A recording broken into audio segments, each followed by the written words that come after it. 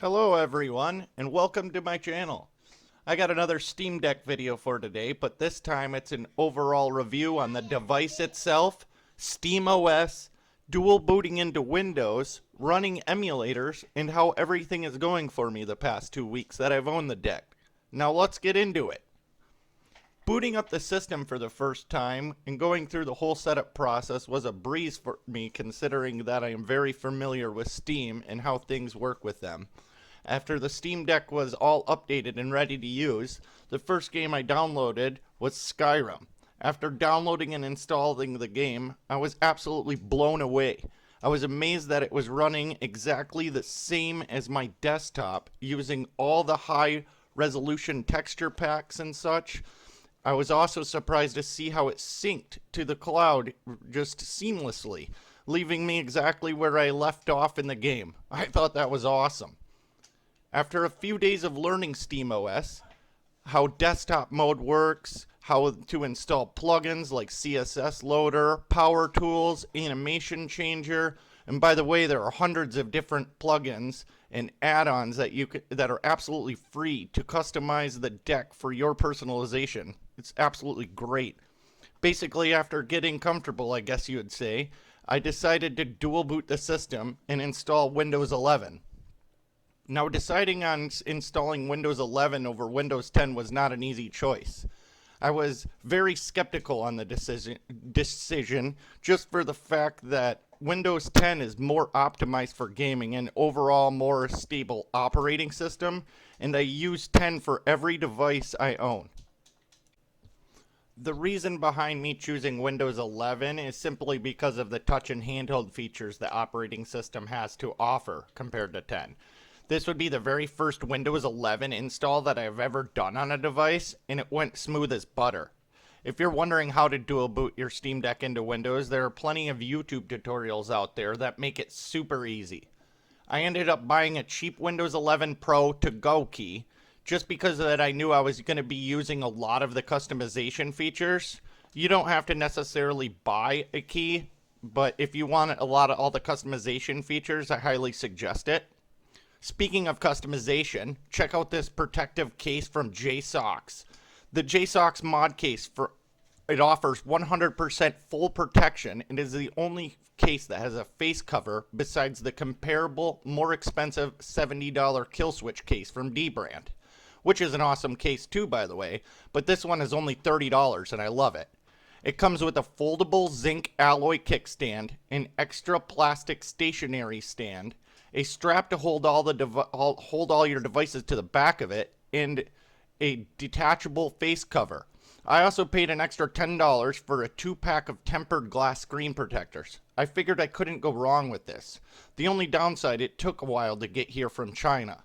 Jsaux did an amazing job with this product, and they were even quickly to respond to my email. I sent them asking, where the heck is my mod case? I only did this because they didn't send me a tracking number, and they responded the following day verifying my order and that it was on its way, and due to high demand of this product, it took a little bit longer to ship. I was honestly impressed with the quick response, so 5 stars to those guys at Jsaux for making an excellent case for us accident-prone guys. Moving on, the case will be in the description below. After installing Windows in the official drivers from the Steam website, I wasn't exactly ready to game. You have to install controller drivers in order for Windows to recognize the device as a controller. This was all new to me, so it was a big learning curve. There are a few different drivers and applications for Windows to recognize the Steam Deck as a controller, and I ended up trying a few of them before I found the one I liked the best. They all work, just they work in a different way, each of them, and some I found really frustrating. I had to learn about handheld lizard mode. This basically just switches your system from controller to mouse and keyboard mode. Needless to say, this was a big learning curve, and I ended up going with the program called Handheld Companion. I chose Handheld Companion over SWICD and Steam Deck tools just because of the overlay and the customization with the shortcuts and a convenient quick access menu while in game. The application makes the program feel as if it is part of the official Windows settings, so I really like that. I'm still open to give Steam Deck tools another try, just because they have a manual fan controller, unlike Handheld Companion, but that's about the only reason. The first game I installed and launched on Windows was Call of Duty Modern Warfare 2, and of course I couldn't play it until I had everything configured. It was very frustrating for a good day or two of research and learning, but now I got the hang of things and basically can run any game without any hassle now.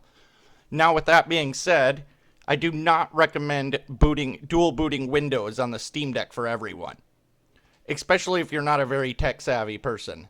This took quite some time to get the hang of, and I still wouldn't consider myself a pro at it. As time goes on and the updates and stability gets better for Windows on the deck, it should only improve. The community of the Steam Deck Windows users plays a huge role in the development and is only growing by the day, and will get bigger and better as time goes on. After installing and configuring this thing to game like a beast of a machine that it is, I now have unlimited resources of games to play, just like my main gaming desktop at home. I can have all my game launchers running, and now I can play anything I want, ranging from Xbox Game Pass, Blizzard, Steam, Ubisoft, EA Games, Epic, and anything else you throw at it. This includes every emulator I've tried to run. Just works. The biggest reason I got the Steam Deck is because it's a full-blown PC, equipped with an AMD Zen 2 8-core APU with 16 gigs of DDR5 memory. So running this thing as a daily driver would be no issue, and it has the horsepower to run anything I throw at it. So far, it has exceeded my expectations in that department. It has also only been 2 weeks since I've owned the Steam Deck, and as of right now, there hasn't been anything it wasn't able to do. Programs and games either work or they don't. I'm not saying this thing is perfect. It's definitely not a flawless machine. And there will be an occasional random crashes once in a while, especially on Windows, along with the weird glitches and bugs like the time being wrong, which drives me nuts. I will just quickly go into settings and hit the on and off button for automatically adjust time and date, and it just instantly fixes it. The battery life isn't the greatest either, but honestly that doesn't bother me because I have access to a power outlet everywhere in my normal daily travels, which is basically work and home. It has only been about a year since the Steam Deck has been released, and so far things have come a long way, so I've read on the internet since launch. Every day there has been some kind of update, patches, or bug fixes within SteamOS. And depending on the type of internet you have on at your physical location, this could be a good or a bad thing. This thing is constantly downloading updates and shader caches, especially if you're running the beta version of SteamOS. This is a big deal breaker for a lot of people that have data caps on their internet service or living in rural areas where decent internet connection is unavailable. It is definitely possible running games in offline mode, for one would have to eventually connect their deck to a decent internet connection once in a while to keep your system and games up to date, but it's definitely a possible situation.